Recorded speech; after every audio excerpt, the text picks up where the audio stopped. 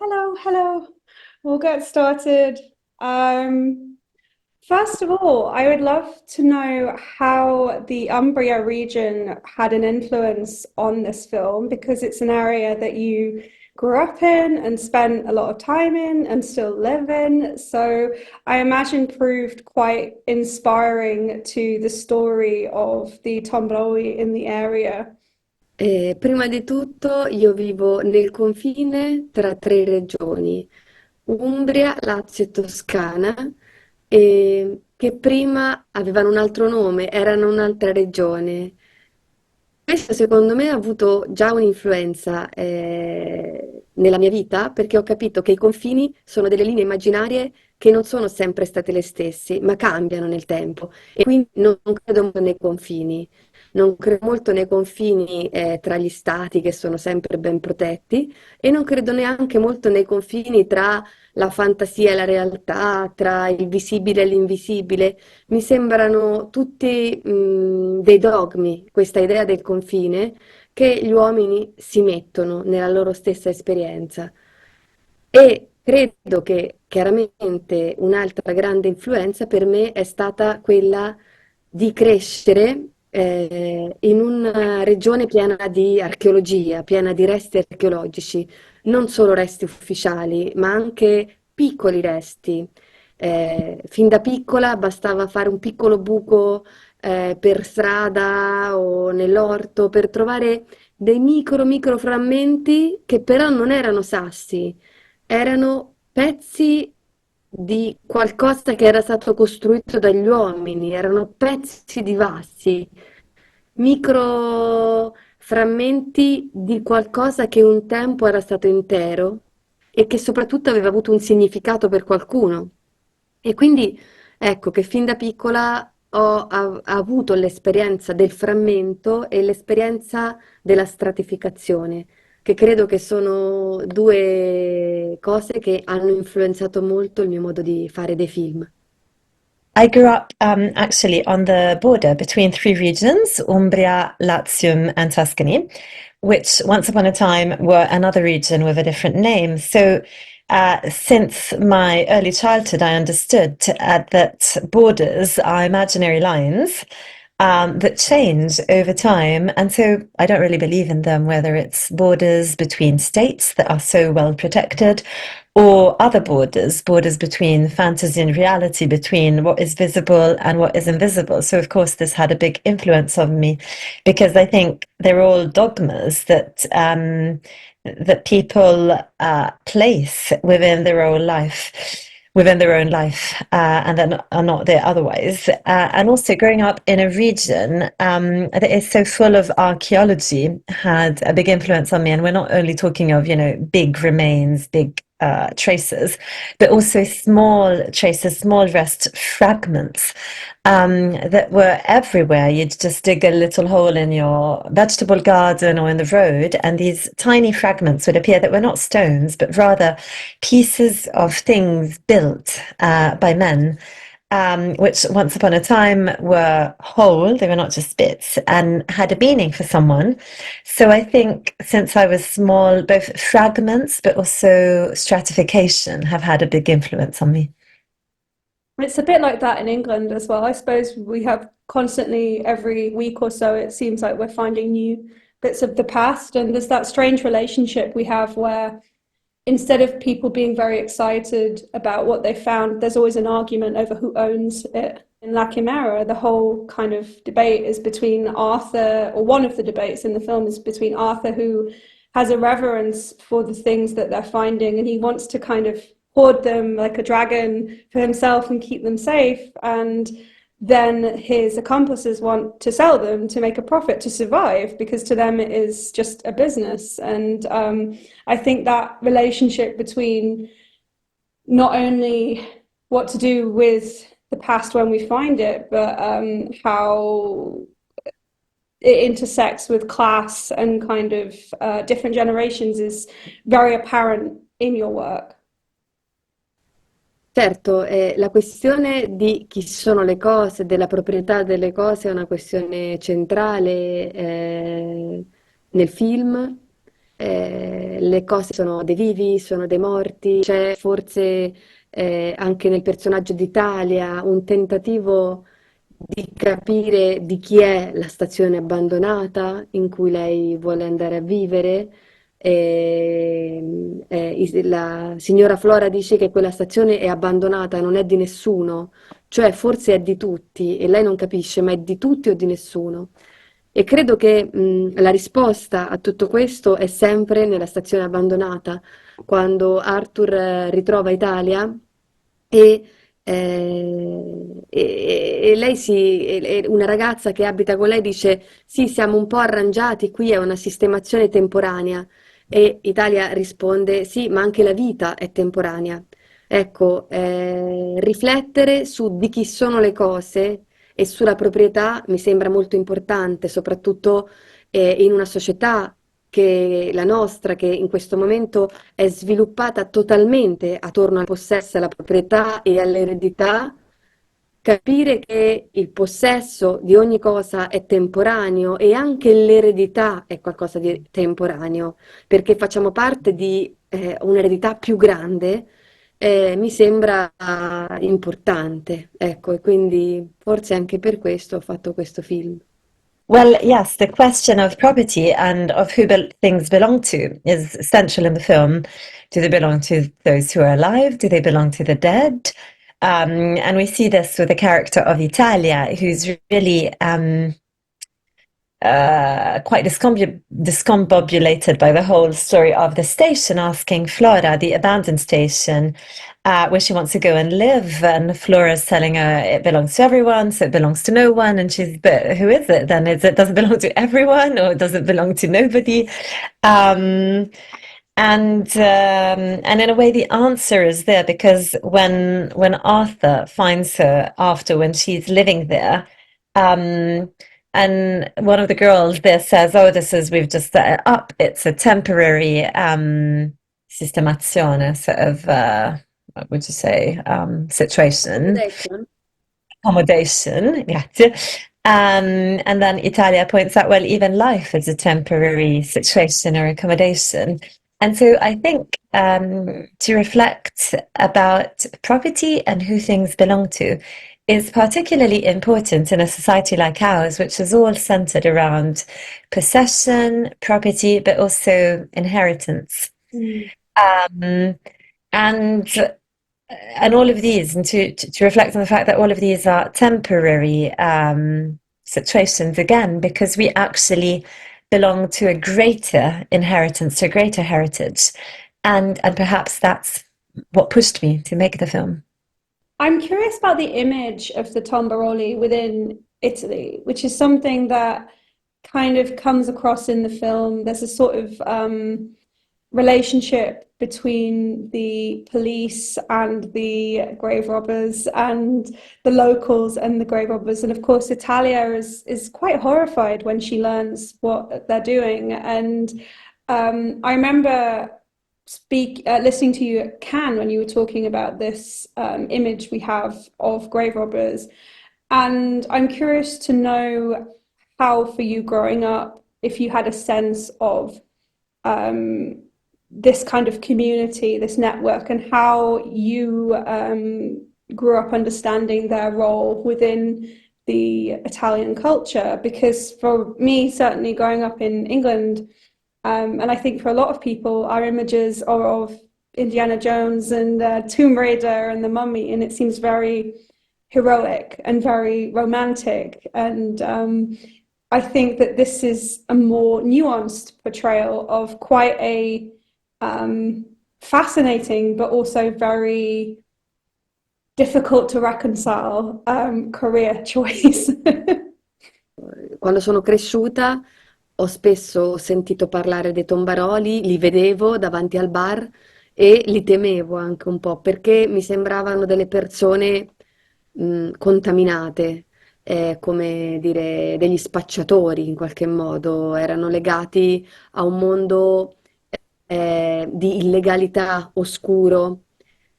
Poi soprattutto la cosa che mi sembrava incredibile è dove trovassero il coraggio di andare la notte a aprire le tombe per prendere degli oggetti. Dico, per quanto tu possa desiderare soldi, questo mi sembra un atto troppo violento, anche se sono tombe di 2000 anni fa. Poi, passandoci del tempo insieme, ho provato invece quasi una compassione perché loro si raccontano a se stessi come dei predatori, come dei grandi criminali, degli eroi della notte, hanno tutta questa mitologia di essere controcorrente, ma in realtà quando ho passato del tempo con loro mi sono resa conto che sono degli ingranaggi, degli schiavi di un sistema, dei servi di un sistema che ruota sempre attorno alla proprietà e ai soldi e che si sentono sovversivi, ma non sono sovversivi, sono soldati obbedienti di un sistema. E il tombarolo, lo spacciatore, il guerrafondaio, l'assassino, il criminale, sono tutti obbedienti, non sono sovversivi. E ho pensato che raccontare questa storia di falsa sovversione può anche farci venire voglia di immaginare delle vere forme di sovversione che non siano dipendenti da un sistema che dicono di voler evadere e invece lo fanno trionfare. Yes, growing up, I saw the Tombaroli in front of the bar. I actually feared them also because I saw them as contaminated beings, a bit like drug dealers, because they were tied to the world of illegality, to this very obscure world. And then I couldn't understand where they found this courage, the courage necessary to enter graves at night and steal things from them, take objects from them. And I just found this too violent as a gesture, even if these objects had been there for thousands of years and had sort of felt so distant. Um, but then as I started spending time with them, I actually, the fear changed into compassion and what in Italian we call pietà. It's a kind of piety almost. Um, because they have this own mythology, they present themselves as being predators, tomb raiders, criminals, fearful. In Italian, we say controcorrente, they go against the current as being very subversive, but actually, they are just cogs in a much greater mechanism. They are, in fact, slaves of a system that that sort of revolves all around property. So they're not at all subversive, but rather they are obedient soldiers in this system, just like other criminals, drug dealers, and so on. And so I thought that by telling the story of a false subversion, perhaps we could start imagining true forms of subversion that are not dependent on a system that they say they want to evade, but actually they are just helping to make it triumph. Yeah, it's whereas something like the commune that is found in the station obviously is a form of property theft or what would be called property theft, but really they're doing it because of it's a need for community in a way, wanting to imagine a better world and a more what's the word, communal way of living, I suppose, than just purely for financial or proprietarial gain. Sì, credo che la vita che sceglie Italia ci racconta un'altra visione del rapporto col passato, perché nel film noi abbiamo dei personaggi che sono schiacciati dal proprio passato, come Flora, ma anche Arthur, oppure dei personaggi che vogliono distruggere e vendere il passato, come i Tombaroli.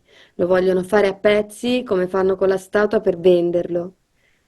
Ma si può anche trasformare i resti del passato, si può anche riportare la vita là dove non c'è più. E questo mi sembra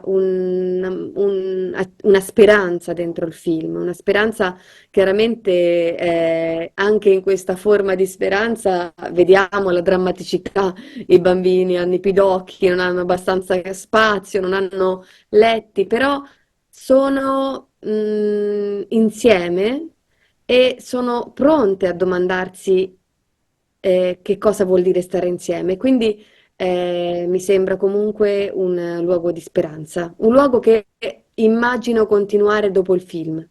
Yes, so the life chosen by Italia is a different, shows us a different vision of a different kind of relationship with the past, right? Because we've got characters completely squashed by the past that cannot go ahead, like Arthur, but also like Flora, or other characters who smash up the past, like the Tumbaroli, who literally smash statues in order to take them out of the tombs. But with Italia, we also see that it's possible to transform the past, to transform pieces of the past, and to take life back where there no longer is life. And I think this is a space of hope in the film.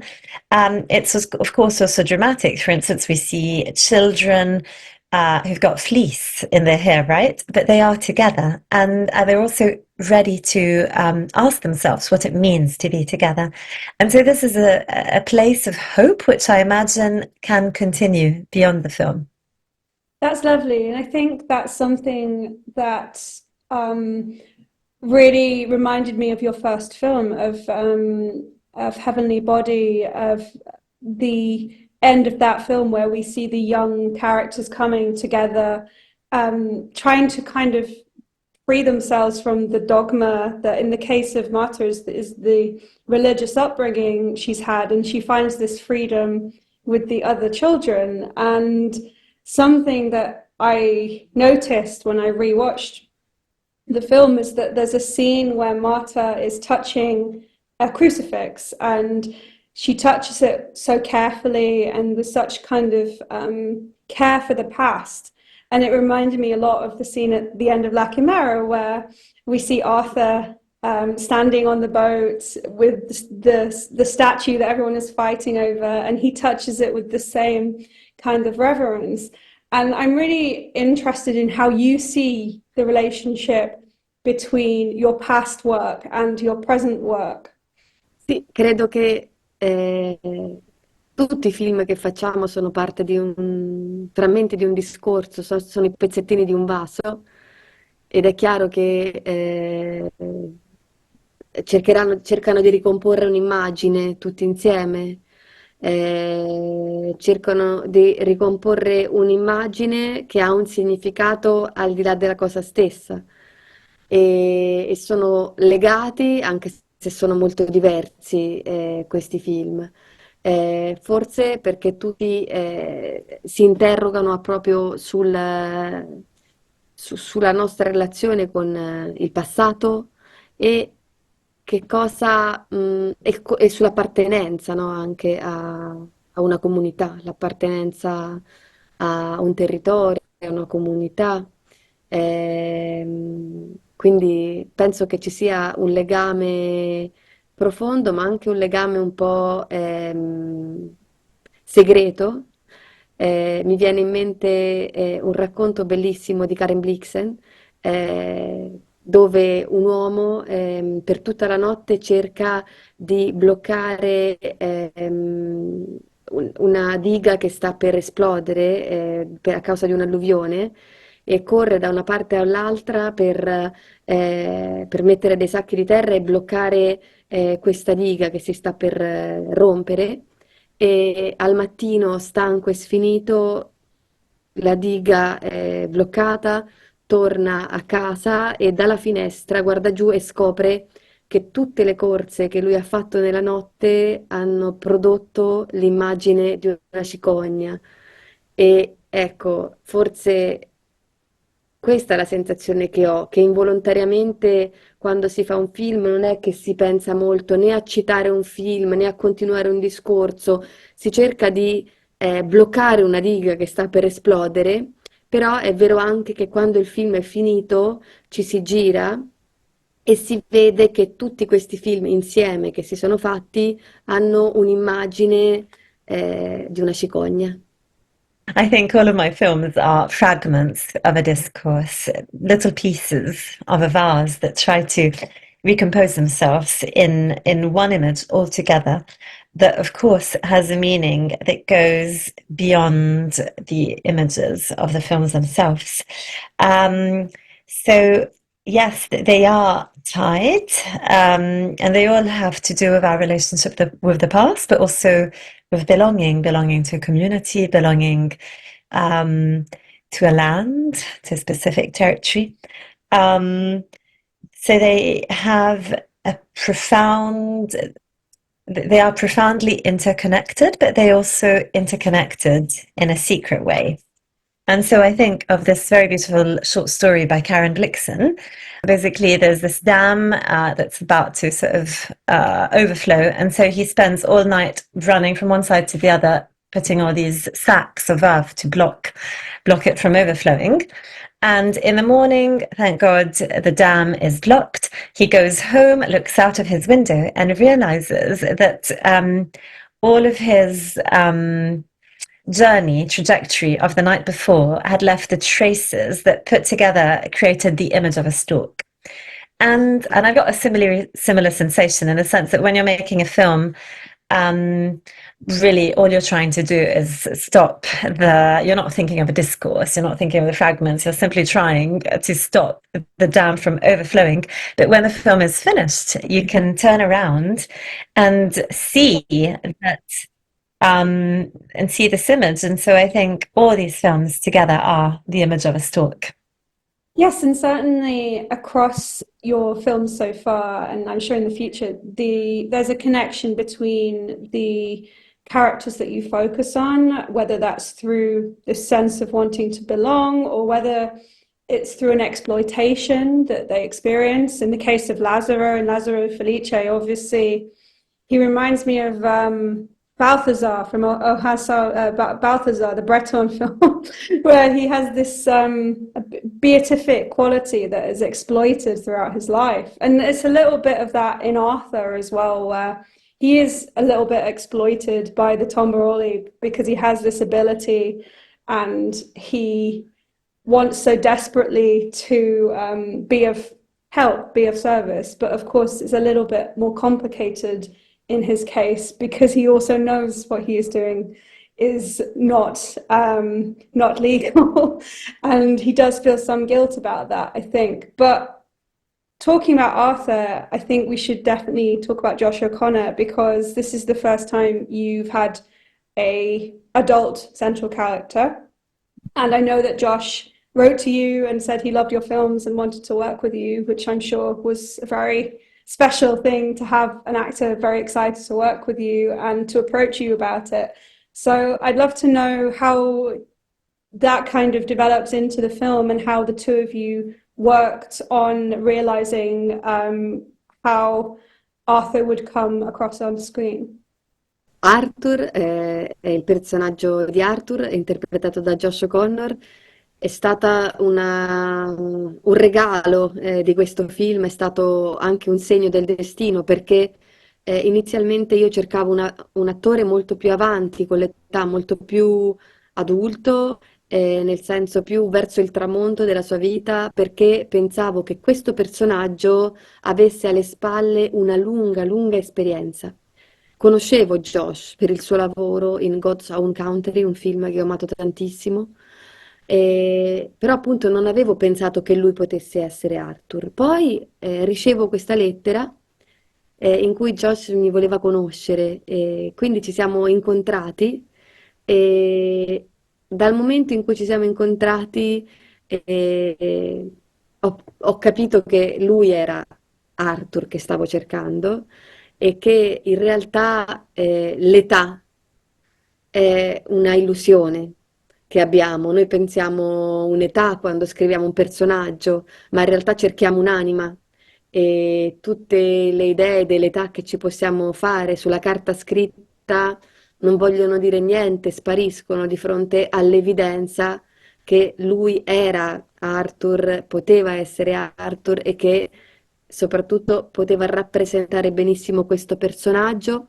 Molto difficile perché è un personaggio di cui conosciamo poco e che è chiuso, ecco, è completamente chiuso, è in qualche modo ha un vuoto dentro di sé. L'unica cosa che ci lega a lui è il vuoto che lui sente, perché corrisponde a un suo vuoto interiore, una mancanza che lui ha.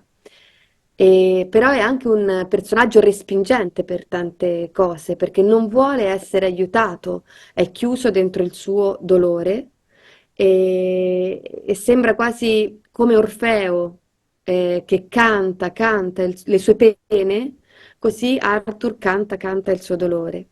E Josh ha fatto un'interpretazione di questo uomo così burbero, così respingente, ma anche così dolce, benissimo, secondo me, è riuscito a farci vedere un aspetto invisibile di Arthur, che è il suo dono. Abbiamo lavorato sul personaggio in una maniera un po' particolare perché chiedevo spesso a Josh non di essere Arthur, ma di volere bene ad Arthur, che è una cosa diversa, cioè di essere molto vicino a quel personaggio.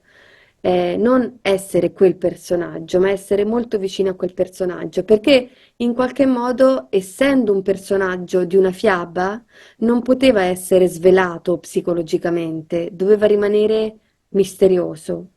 Non a caso, Arthur è l'unico personaggio che non sa vedersi da fuori. Tutti gli altri personaggi assistono, per esempio, al cantastorie che canta la loro storia, mentre lui se ne va perché è chiuso dentro se stesso, è come un seme, è, è chiuso, è un personaggio mitologico, appunto. E abbiamo lavorato in una maniera molto bella. Josh ha imparato l'italiano, è venuto a vivere qui, in campagna, ha vissuto per un periodo dentro un furgone lungo il lago, ha cercato davvero di, se non di essere Arthur, ma di cercare Arthur nei luoghi dove Arthur viveva e credo che ci sia riuscito benissimo. Having Josh O'Connor interpret Arthur was, on one hand, a huge gift in the film, but it was also a sign of destiny because I was looking for a somehow more adult, older actor, an old actor, someone heading towards, as we call it in Italian, the sunset of his life. Someone who would have had a sort of very considerable amount of experience. Of course, I'd seen Josh O'Connor in a film I really loved, God's Own Country, but I hadn't thought about him because of this age. Um, and then he sent me this letter, and we met, and I understood that he was the Arthur I had been looking for, but also that age is an illusion because when we look when we write a character, we write their age, we think of them with a certain age, but actually what we're looking for is a soul. And so the ideas written on paper disappear in front of evidence. The evidence that he showed me that he both was, but also could be Arthur. Um, a very difficult role because he's a character that we get to know very little because he's completely shut, hermetically shut. He's empty inside. That's what the audience perhaps feels and relates to because he's got this inner loss. And he's also a character that pushes you back. In Italian, we say respingente. It's like this. He doesn't want to be helped. He is sort of completely shut within his pain, similar to Orpheus sort of lamenting his lost love. And I think Josh O'Connor did a sublime interpretation of a man who's on one hand so burbero, is like I don't want to say unpleasant, but sort of Yes, off-putting maybe. off-putting, but at the same time also very sweet, and who incarnates this invisible aspect of his gift, in fact, which is invisible. And in terms of our collaboration, it was quite special in the sense that I often asked Josh not to be Arthur, but rather to love Arthur. In Italian, we say voler bene, which is not romantic love. It's distinct. It's what you say to a friend or a family member. And it literally means to want their good. So to be very close to Arthur rather than to be him, because he's a fairy tale character. So he can't sort of be revealed psychologically. He has to remain mysterious. And he cannot sort of be really revealed from the outside. And so, in fact, when we have the scene with the storyteller, Arthur leaves. He's like a seed. He's mythological, and so I think Josh did a great job on this. And also, he came to Italy, came to live in the countryside, lived for a while in a van along the lake. And so, if he didn't try to be Arthur, he certainly tried to look for Arthur in the places that Arthur inhabited.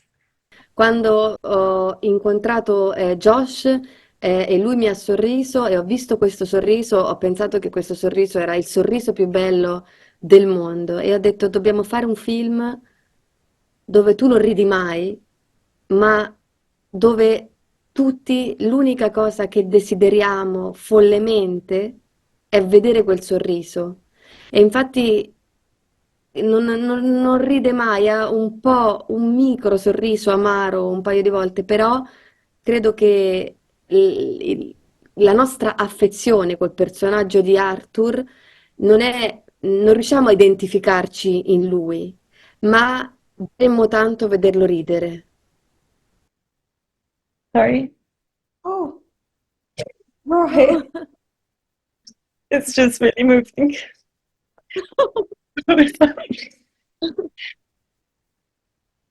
So when we met with Arthur, I saw his smile and I thought it was the most beautiful smile in the world.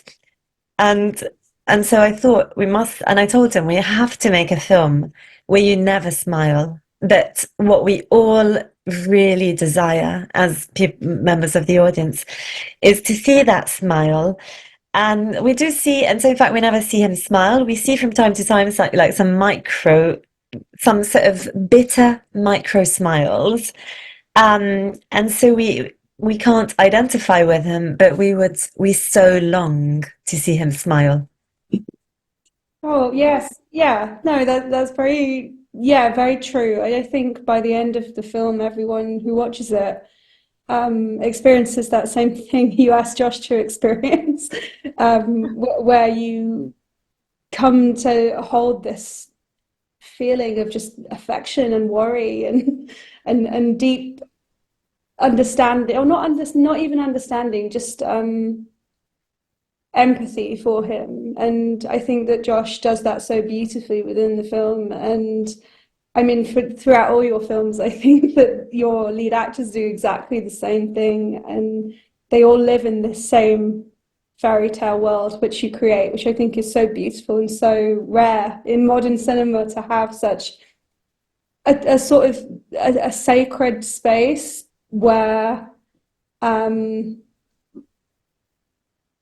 there's something, like you say, mysterious and withholding, but also very inviting and warm, and to feel such empathy for these characters, which is not a question, but I just wanted to say that I think it's something that, yeah, it feels very special about the film and about your work generally. And I know that we probably need to finish soon. So I will just ask about your work with Helene Louvat, because she is so crucial to your world as well, and to defining how your films look, and to working with you on the cinematography. And I know she's worked with you on every film I think you've made so far, yeah? And she is such a phenomenally talented cinematographer. So if you could talk a little about your vision for La Chimera and how the two of you were able to realize that together. Sì, vorrei dire che sicuramente mm, mm, prima vorrei dire una cosa riguardo al discorso di prima, che la maggior parte, non tanto dei film, dei grandi film d'autore, però diciamo dei prodotti audiovisivi che vediamo, che consumiamo, si basano sempre di più su questa idea che bisogna identificarsi con un personaggio, no? E quindi di forzare a tutti i costi l'empatia dell'identificazione con il personaggio.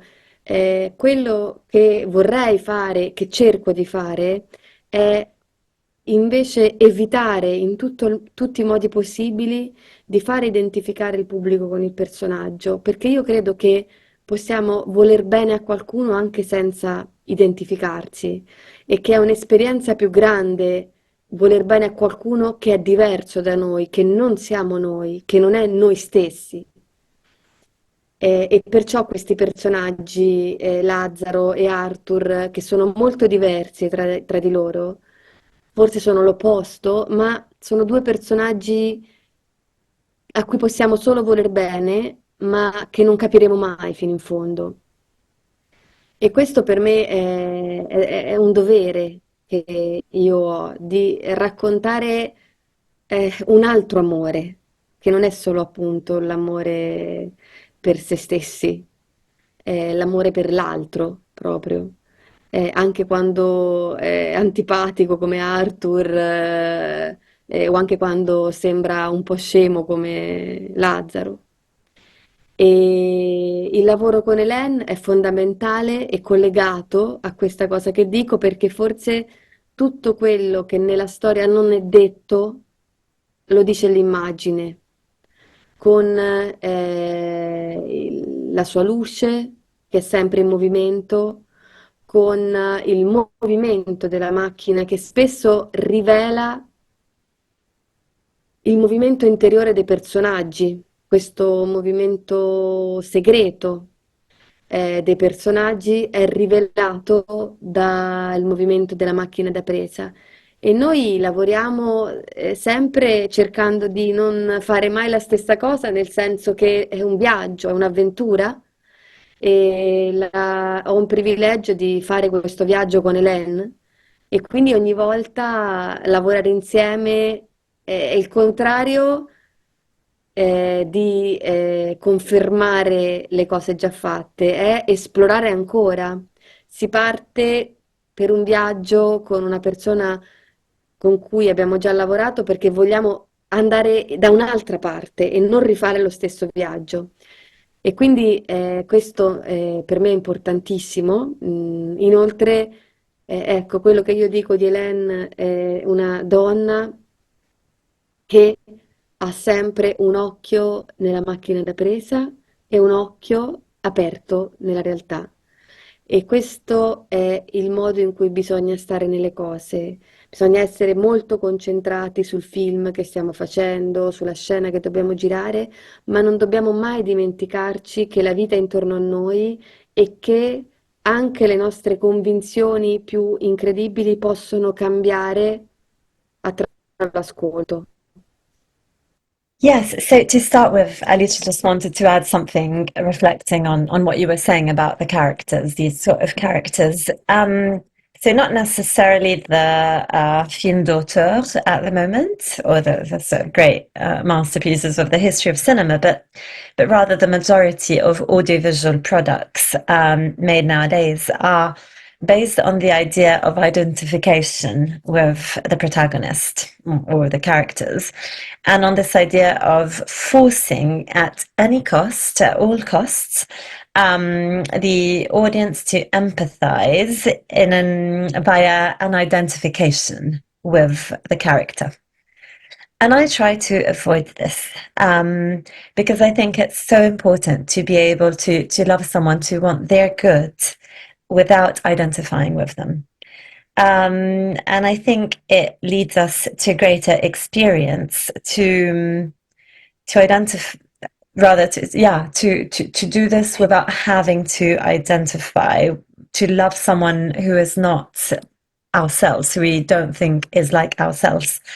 Um, and I think it's so we see it even in both Arthur and Ladzada, who are so different. Perhaps they are polar opposites. Um, we can love them, we can want their good, but we will never fully understand them. And I think uh, it's an obligation I have to narrate, to show another kind of love, a love for someone even when they are not, when they are antipatico, when they are unlovable, when they are non-sympathetic. Um, and and in a way, the work with Helene is connected to this.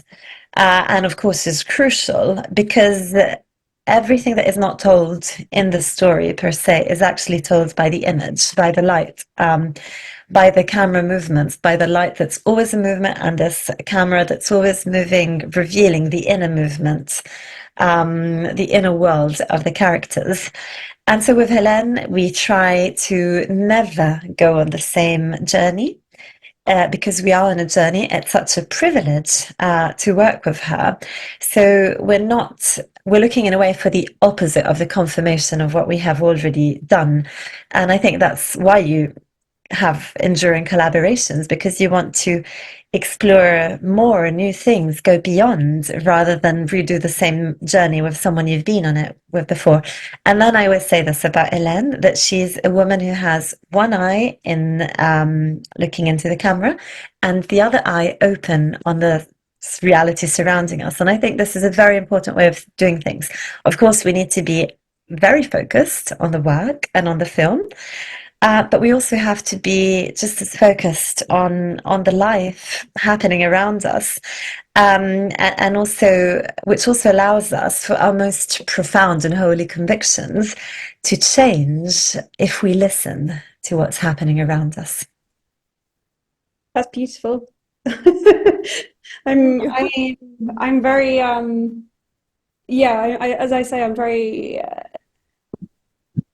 I guess hypnotized maybe by your work, because there is this quality of unknowability, and I think it is difficult as an audience member to retrain yourself to not to go with that instead of constantly be trying to understand everything. Because, like you say, I think that yes, a lot of modern cinema now is quite didactic, and you are instructed to understand everything, and your cinema very much encourages to not try to unpick the mystery so much. And like you say, I love the idea of loving someone even when they are at their most unlovable. I think that is such an important skill as a human being, and a skill for living together, living in community and learning to live in a community, and to be part of the world.